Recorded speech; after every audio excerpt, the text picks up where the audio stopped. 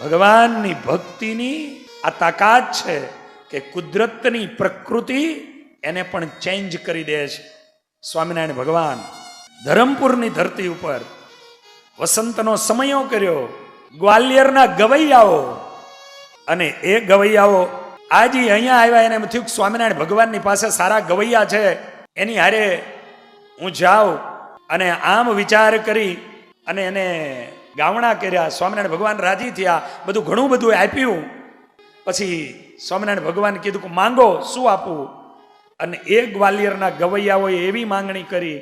હું એ કહેવા જાઉં છું કે ભગવાનની ભક્તિની તાકાત શું છે? કુદરતની પ્રકૃતિને ચેન્જ કરી દે છે. એ કુદરતની પ્રકૃતિ, અને એ કુદરતની પ્રકૃતિને સાંજનો સમય થયો હોય અને એક ભગવાનનો ભક્ત હાથમાં સિતાર લઈને જો બેસી જાય ને, તો સંધ્યાને પણ જો પ્રભાતી ગાવા માંડે તો એ પ્રભાત બનાવી દે.